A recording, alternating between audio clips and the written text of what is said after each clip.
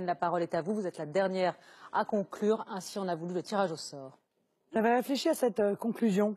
J'avais pensé parler mondialisation, enjeu de civilisation. Et puis, j'ai quitté le plateau tout à l'heure et j'ai appris que le cauchemar recommençait. Une fois encore. J'ai été saisi par le même sentiment que j'ai déjà connu, de tristesse et de colère sourde en même temps.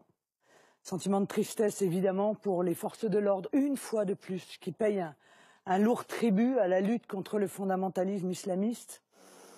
Et de colère sourde parce que je suis étreinte par le sentiment que tout n'est pas fait. Voilà, je le dis simplement, mais clairement, pour mettre nos compatriotes à l'abri. J'ai entendu, et je m'y associe, des mots de compassion à l'égard des forces de l'ordre, mais je crois qu'il faut aller un peu plus loin, car ils attendent de nous autre chose que de la compassion, ils attendent de nous des moyens pour pouvoir se défendre, pour pouvoir combattre ce danger gigantesque que représente le terrorisme islamiste.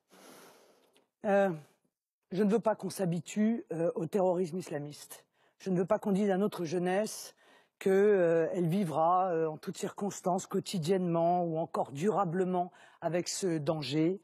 Je veux qu'on mette en place un plan d'attaque, clairement, contre ce terrorisme islamiste. Il passe par toute une série de mesures, les frontières, mais aussi s'attaquer à la racine du mal, c'est-à-dire à l'idéologie elle-même qui pullule sur notre territoire depuis des années. C'est fini le laxisme, c'est fini la naïveté.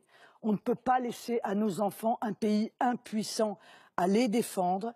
Il faut de la lucidité, il faut du courage, il faut de la détermination. C'est cela que vous, Français, vous devez maintenant exiger et choisir.